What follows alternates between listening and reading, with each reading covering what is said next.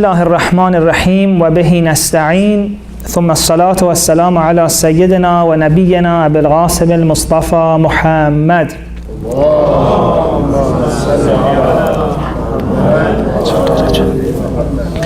وعلى آله الطيبين الطاهرين لا سيما بقية الله في الأراضين. Dear sisters and brothers, Assalamu alaikum. There are many decisions we make in life. One of them is that, are we going to donate blood this Saturday or not?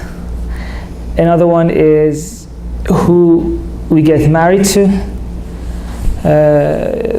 One of the questions we make in our youth is that which field do we study, which career do we take?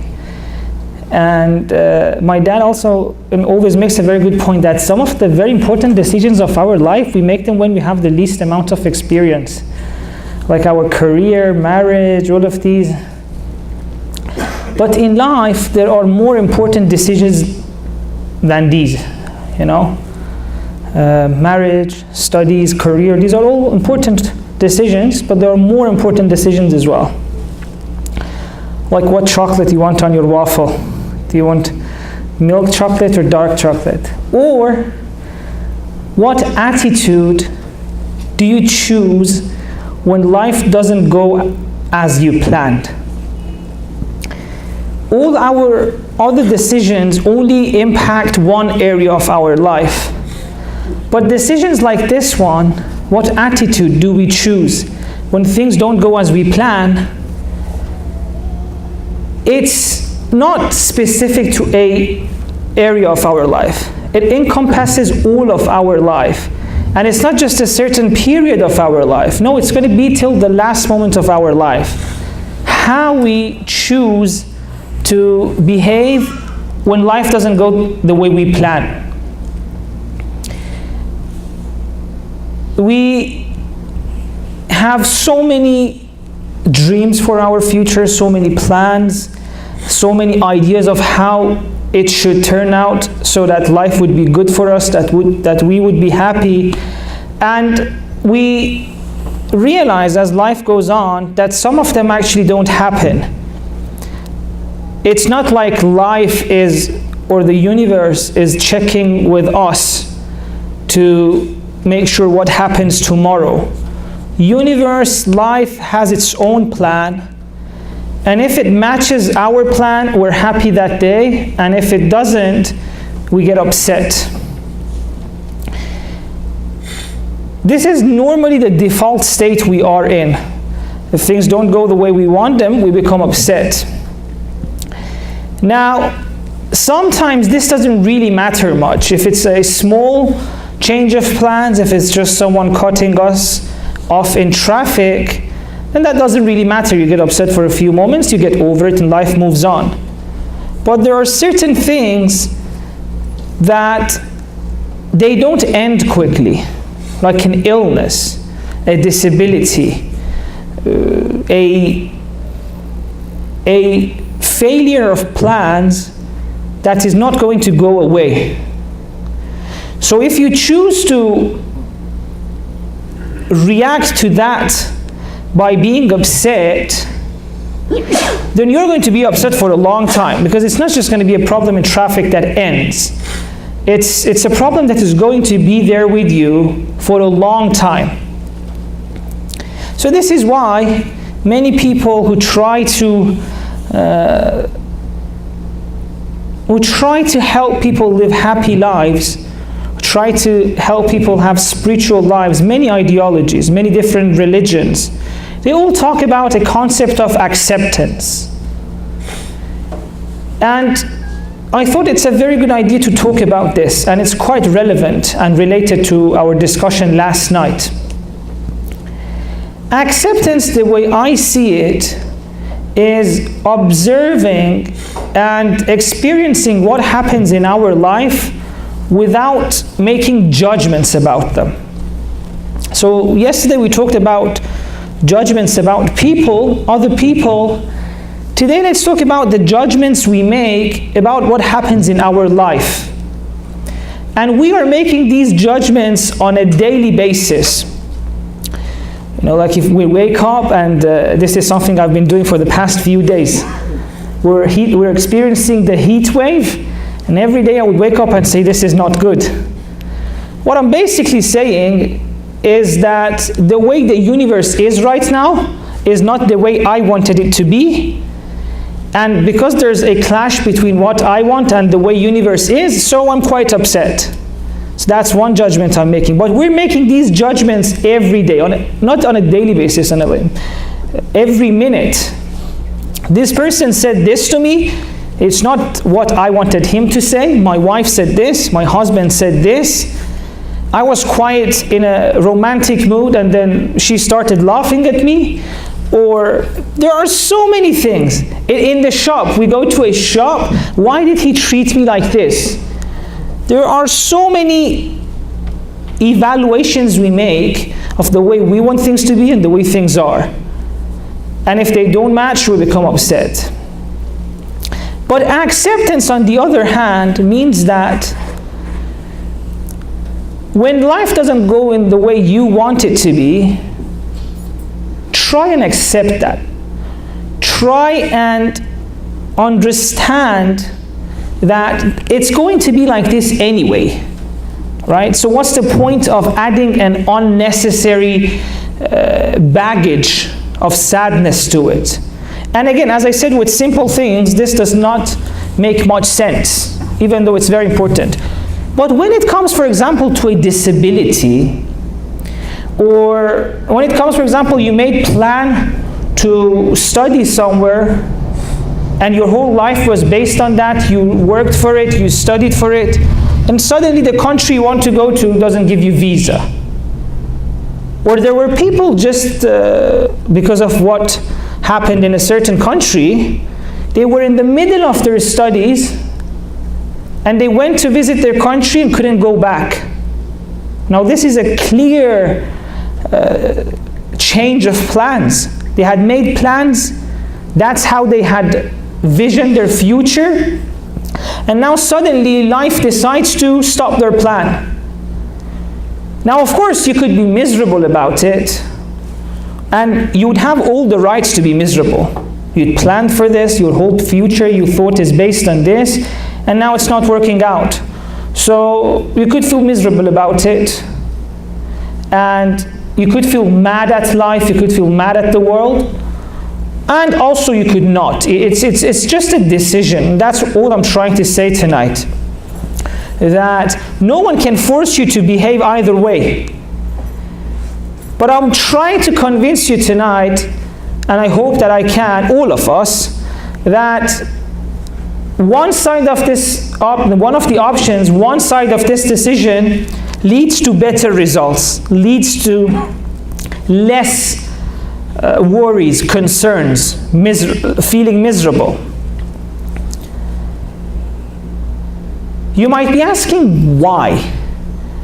If life doesn't do what I want it to, or if like I had made all these plans, it didn't work out, why should I be okay with it? Why should I accept it? What's the point of it? I have two reasons that I hope will try to convince you. The first one is that, what other option do you have? Like if you don't accept the miserable that happens in life, the horrible things that happen in life, if you don't accept them, like what can you do? Like what other options do we have? It's not like when we were children and we got like sad about it, we would make pouty faces and someone would come and take care of us. No, we're grown-ups. Even if we hug ourselves in bed and cry, oh my God, my studies are over, no one's gonna care. Like universe will not just decide, oh, actually he's upset. Let's make his plan work. So the first argument I have is that there's not really another option that's better. Like what's the point of feeling mad at life? Even though emotionally and psychologically our default mode is that. Because as children we always experience that when we have a problem, if we cry, if we show that we're not happy, someone will take care of it. And even though it's very difficult to admit this, we've taken this mentality with us. You see this even in relationships or in families. You see a grown-up man having a fight or an argument with his wife. Why am I doing this a lot? This is one of the good things of sometimes watching yourself on YouTube. Like, you realize you're doing a lot of hand gestures for no reason. Like, how is this going to show a quarrel between wives and husbands? So please recite salawat.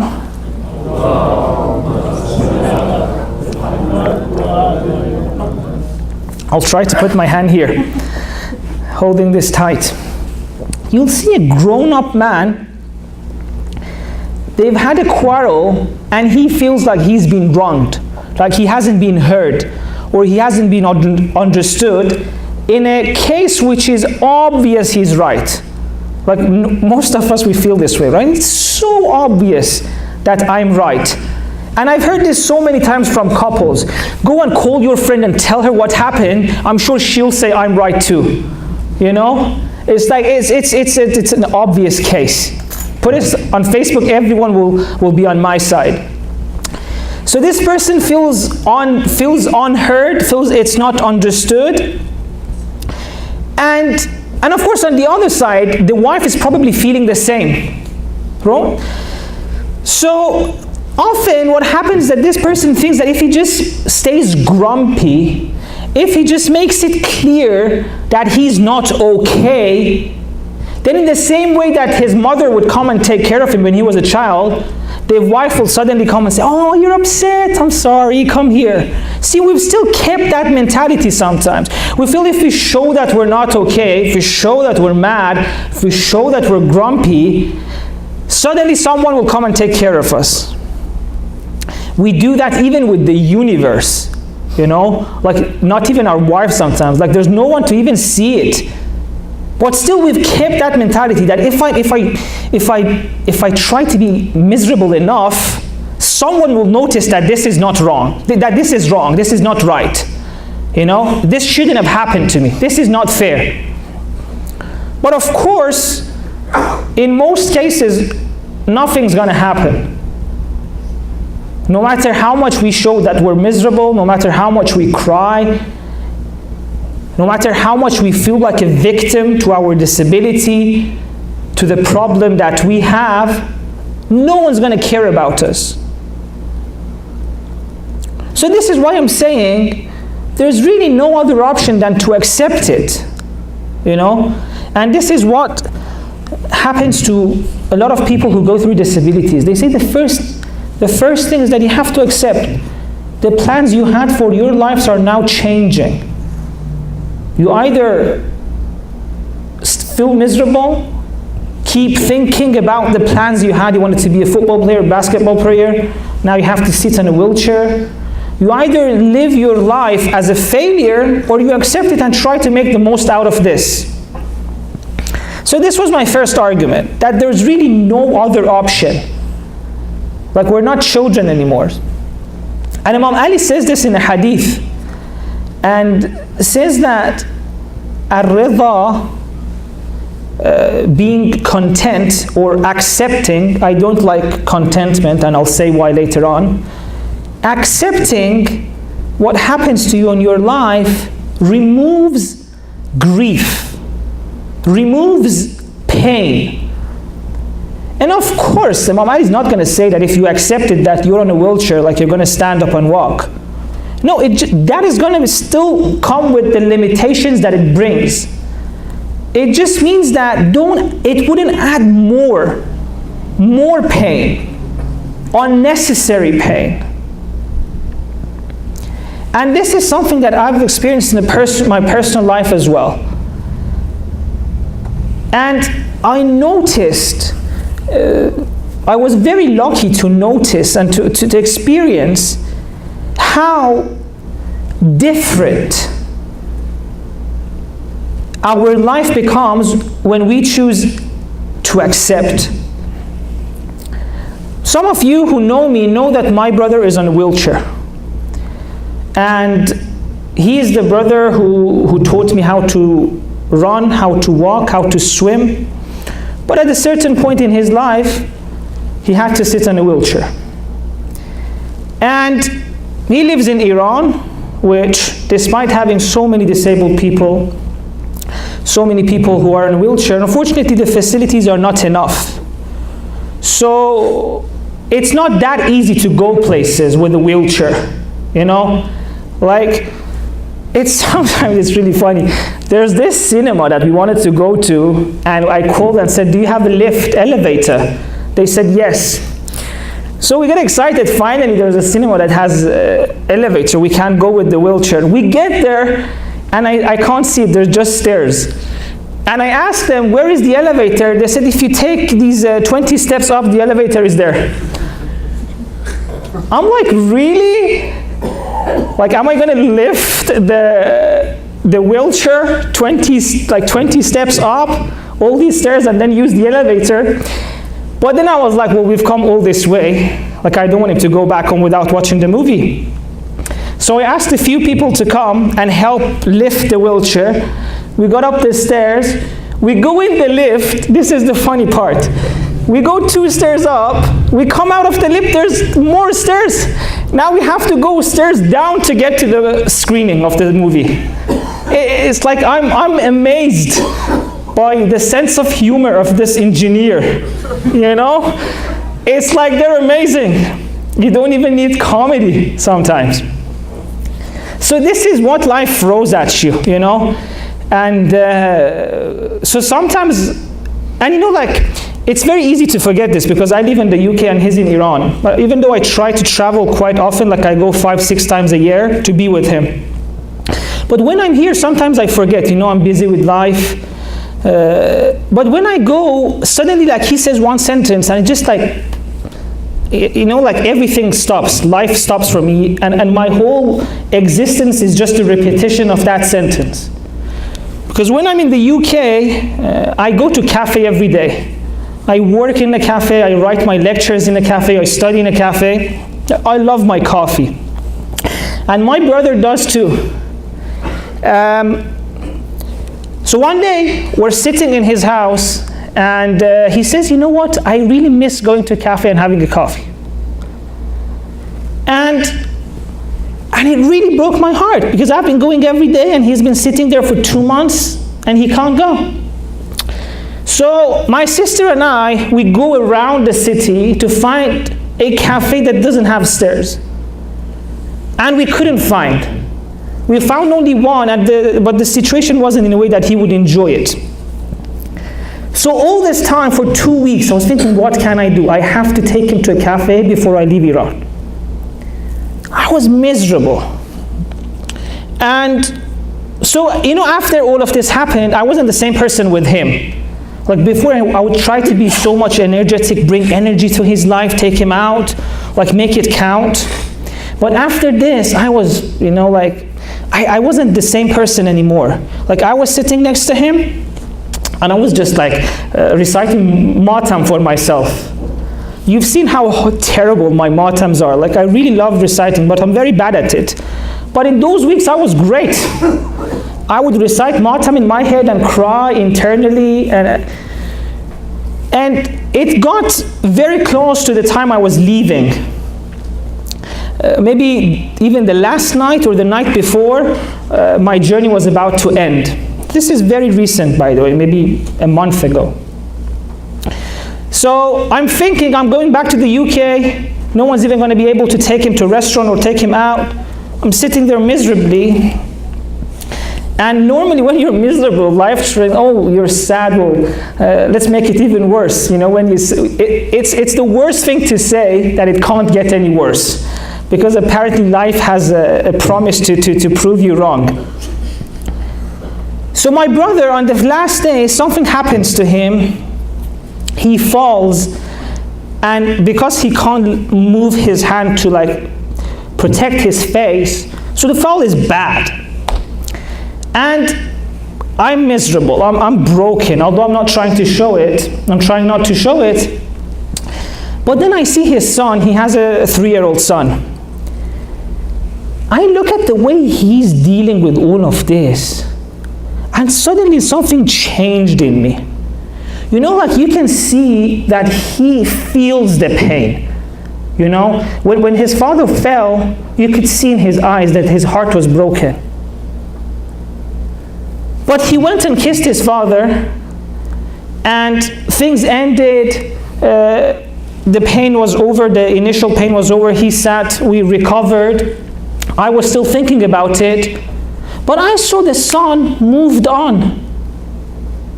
He would come, do his, he brought his toys, started playing again, started, even annoying his father, like pulling his hair, just like normal life.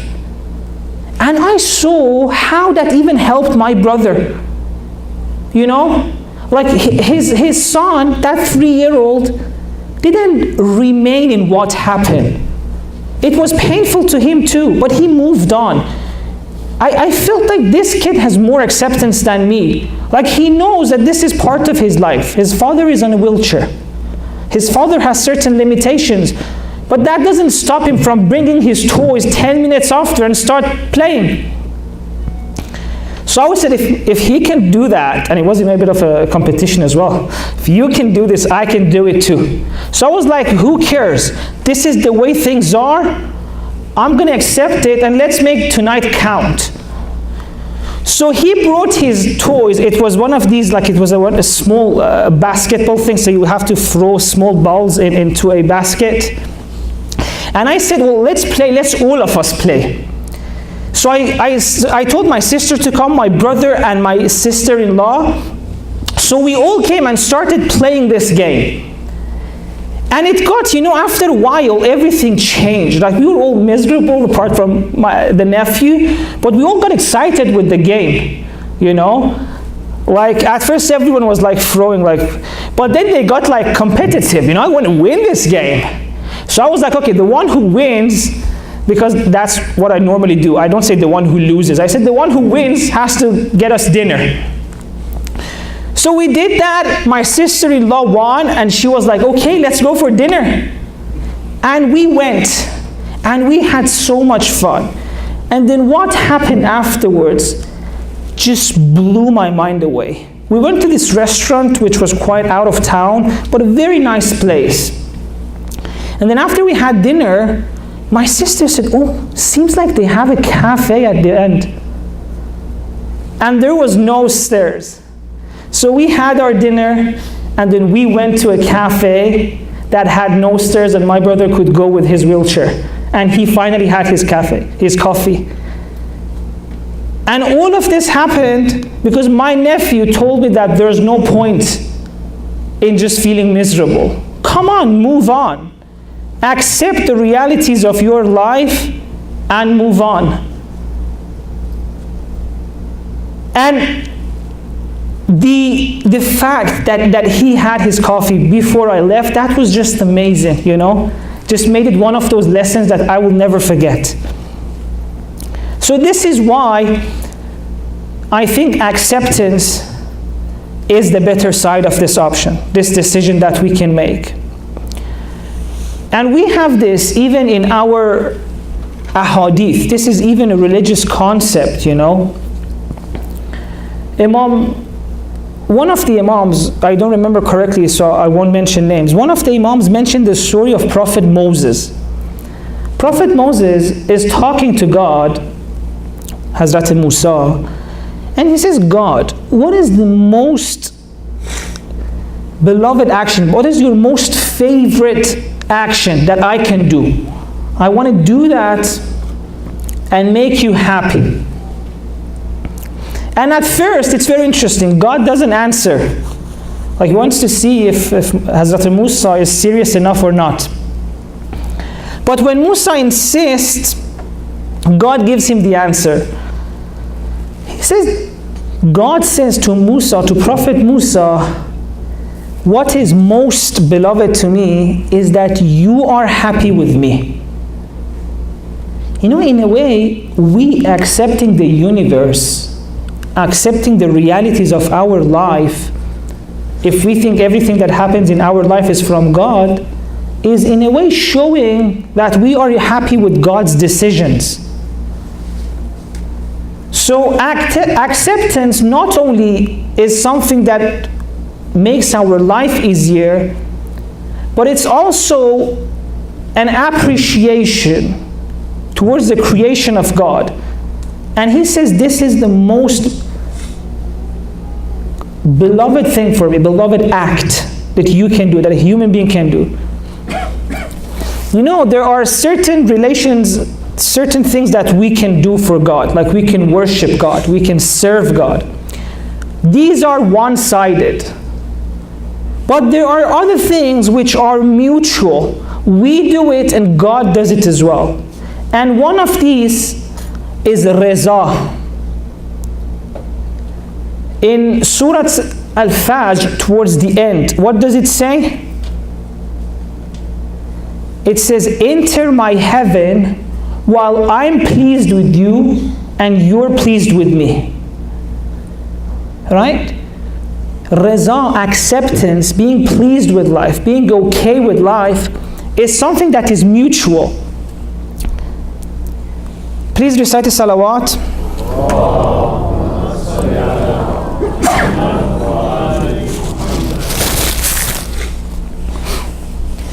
Sometimes when we mention this, and this is something that I've been dealing with it as well, like I learned it through experience, is that when you tell people that you have to accept realities of life, they feel like that means you have to like them as well. But these are two different things. So I want this to remain, that accepting does not mean that you necessarily like it. Accepting doesn't mean that you wouldn't try to stop it, or you wouldn't try and make effort in order to create change. At the end of the day, what we are accepting is the whole package. And part of this package is us. So acceptance of life, acceptance of the situation we are in, doesn't mean we shouldn't make efforts to make it better. Doesn't mean that we should be content with the way things are right now. An example of this happened in Karbala. Of course, Imam Hussein is not happy with his family going through all those difficulties. Who would want that? To want that is to have an evil heart. Definitely he's not happy with that. Definitely would do anything he could in order to stop that. But at the same time, after having gone through all of those pain, and for me, you know, this is the most beautiful, the most heartbreaking, the most inspirational line in Ashura, is that when Imam Hussein is on the ground, when he rests his face on the ground, or as he about to do that, in the last moment, he says, Ilahi rizan bi rizak. I accept and I am pleased with your decisions. You know best. This doesn't mean that he's happy with what happened. These are two levels. But he knows that there is a greater plan there. And he says, Ilahi rizan bi rizak. And I think this is wonderful. And it's very interesting, because a few days ago when Imam Hussein was reciting Dua Arafat before going to Karbala, in Dua Arafat there is this line which is beautiful. It explains acceptance in one line. It says, God, it's in these lines, I'm translating from Arabic obviously. It says, give me this power that I don't want to hasten things that you think it's better to happen at a later time, and to want things that you want to happen right now, to delay them. It says, God, in a way it's saying, God, give me this ability to accept whatever happens at whatever time. And he shows this. Please recite the salawat. Lights.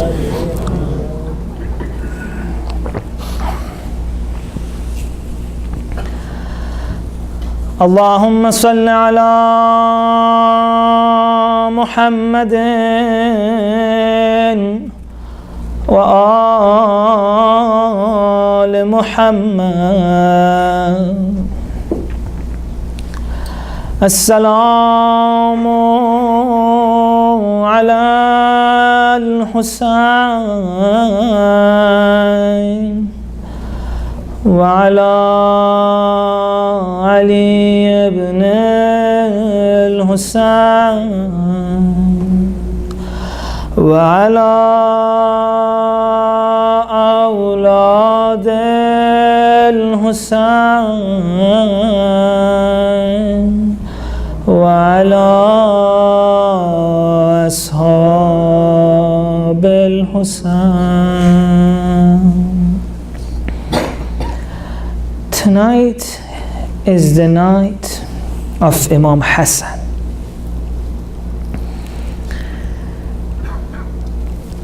And the brave children that he brought up. Imam Hassan had 7 sons, 6 of whom sacrificed their lives for Imam Hussein. But among these 6, there are 2 whose stories are next level heartbreaking.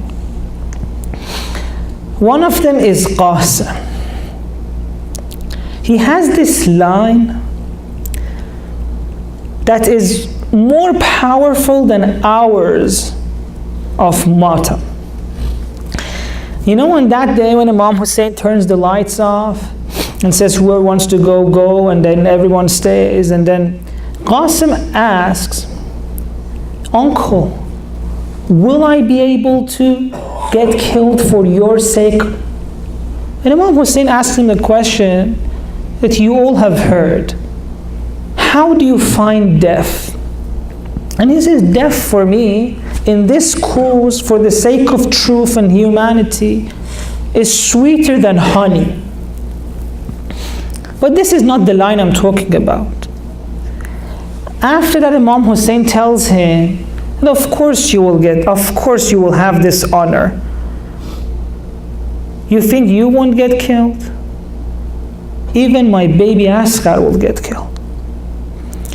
And then Qasim says one line. He says, oh uncle, do they reach the tents? Are the enemies going to attack your family too? And in one line, he mentions all of the sufferings that the family of Imam Hussein are going to go through. It would be impossible for them to think that anyone would have the audacity to attack Lady Zainab, to attack the children, the daughters of Imam Hussein. You know, you've all heard the story that when Imam Hassan was about to leave this world, when that poison was affecting his stomach and he was throwing up blood in that container, he hid it from Lady Zainab so that she wouldn't have to see that. Now, Lady Zainab, who was protected like this, what is she going to go through? So on the day, Qasim wants to go and fight, of course. But he's so young. There's no armor for him, no armor small enough to fit him. So Imam Hussein comes, they try to find him something that would act as an armor, put him on the horse, and when he sits on the horse, his foot doesn't even reach. And he goes, and they say when he went, it was like as if the face of the moon was riding towards the battlefield. And every now and then he would look back and look at his uncle and say, uncle, am I making you proud? But at one point, when he tries to fix his sandal, they attack him. They attack him, strike him, and his body falls on the ground. And I honestly can't even say what they did. It's so heartbreaking. But I'll just say this, that when they were taking his body back, the body so small that no armor fit him, who wouldn't reach when he got on the horse. His legs were on the ground while they put him on the horse. What had they done to this body? But this is not Imam Hassan's only gift to his brother. There's also Abdullah, and how amazing his love is for Imam Hussein. On the final moments when Imam Hussein is on the ground, when they had thrown so many arrows and spears at him, he sees that they're going to attack with a sword. This little kid, this little son of Imam Hassan, he sees they're doing this to his uncle, and he escapes from the tent. Lady Zainab is trying to stop him and says, how can I stay here and see what they're doing to my uncle? So he runs towards his uncle, he runs towards Imam Hussein and tries to protect him from the sword with his little hand. And that evil person does what he does. And Abdullah sacrifices his love for his uncle as well. وَسَيَعْلَمُ الَّذِينَ ظَلَمُوا أَيَّ مُنْقَلِبٍ يَنْقَلِبُونَ. Ya Hussein, Ya Hussein, Ya Hussein, Ya Hussein.